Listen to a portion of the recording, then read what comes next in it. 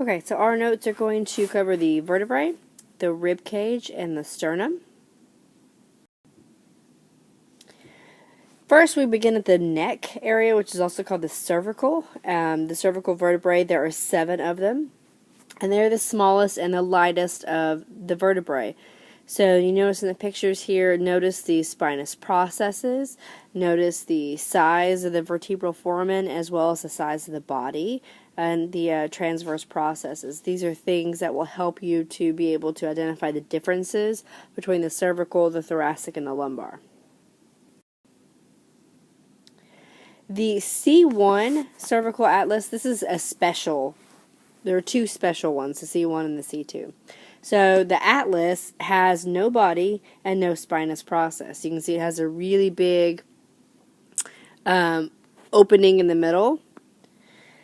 And this is what allows your head to be able to nod yes. So the ability for your head to be able to go up and down is because of the shape of this vertebrae. If you had a really large body, like the other ones did, it would stop your head from being able to move backwards.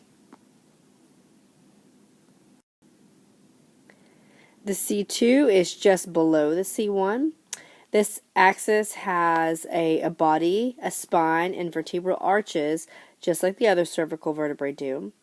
But the dens, which is right up here, is what allows the head to be able to pivot. So it kind of allows a point for the neck to pivot on to allow your head to shake no.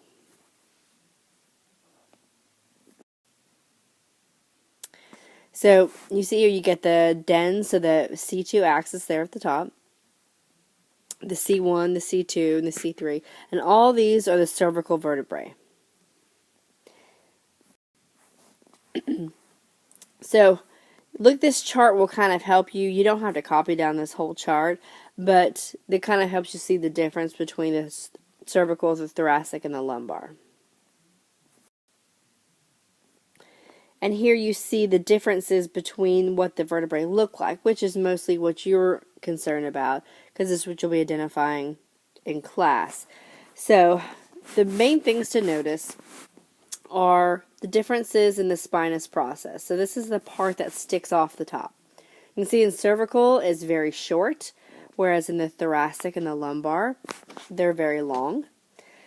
In the cervical, the body, this area right here, is smaller, whereas in the thoracic and the lumbar, they're bigger. And the lumbar, which is your lower back, is really big.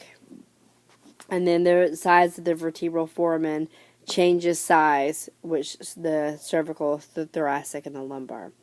So these are things that you're going to want to pay attention to as you're studying these over the next week. The thoracic vertebrae, as you move down, this is where the vertebrae that your ribs will connect to. The location of the articulate facets, which are the spots where the vertebrae attach to the ribs, prevents flexion and extension, but allows for the rotation of the spine. So meaning your spine doesn't flex or extend that much at this region, but it does allow you to be able to turn. Moving down the back, you have the really thick lumbar vertebrae. There are 5 of them. They're located at the small of the back, and because of that large body, it acts as to bearing weight. So the majority of the weight and the force that is on your back hits the lower part of the back. This is one of the reasons why most people have lower back pain, especially if you've been on your feet or are sitting down for long periods of time. Your lower back will start to hurt. The sacrum is actually 5 fused vertebrae, and they kind of create the posterior wall of the pelvis. At the very end is the coccyx, which is the tailbone, and it's made up of 4 fused vertebrae. They articulate separately with the sacrum. The breastbone at the front of the body is considered a dagger-shaped flat bone that lies in the anterior midline of the thorax. It results from the fusion of 3 bones, the superior manubrium, the body, and the inferior xiphoid process. So here we see the ribs. We've got all the ribs attached in the back to the vertebrae. And in the front, they attach to the sternum by cartilage. The true ribs, or the first 7 pair, attach directly to the sternum. So if you notice here, these blue bands of cartilage connect directly from the rib to the sternum. The false ribs, which are these down here, they first attach to the cartilage above them, which then attaches to the sternum. So it's an indirect attachment to the sternum.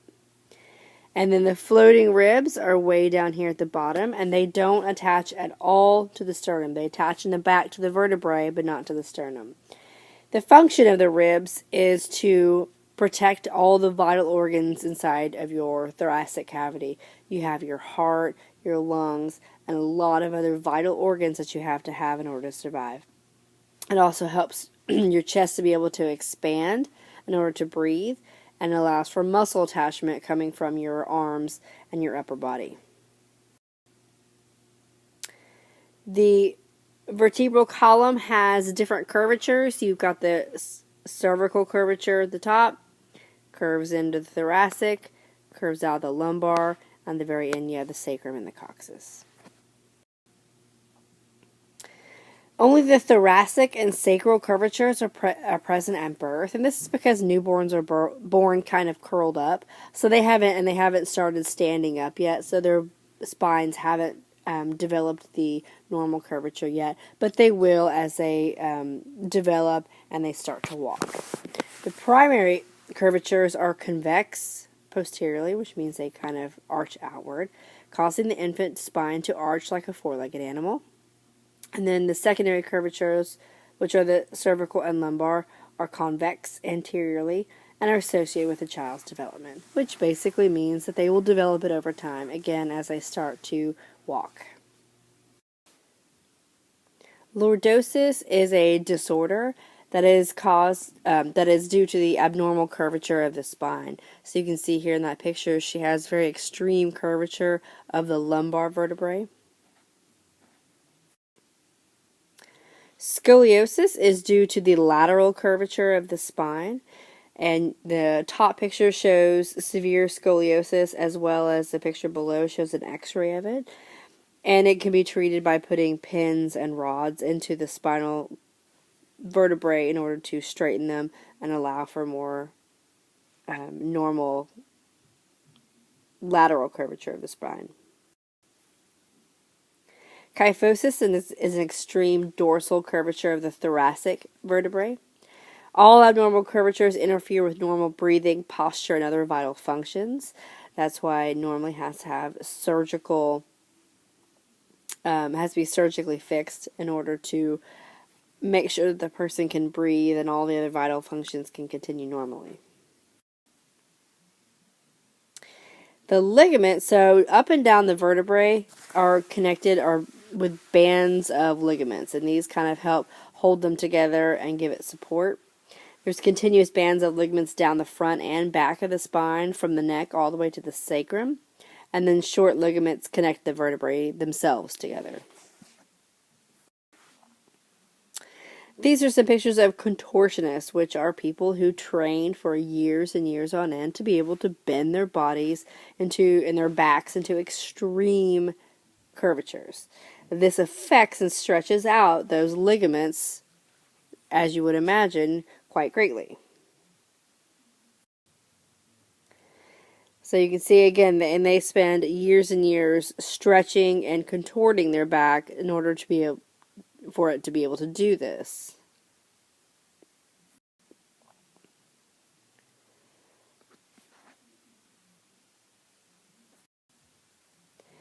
These contortionists have abnormally straight backs, causing them to have no cervical or lumbar curvature, and to cause a mild scoliosis. So you can see in that second picture there, those yellow lines are indicating that that curve has gone out of alignment.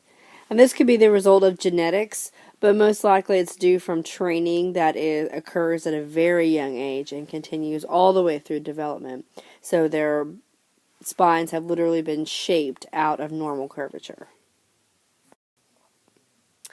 Other disorders that affect the vertebrae, Down syndrome is another one. It causes abnormal cervical vertebrae.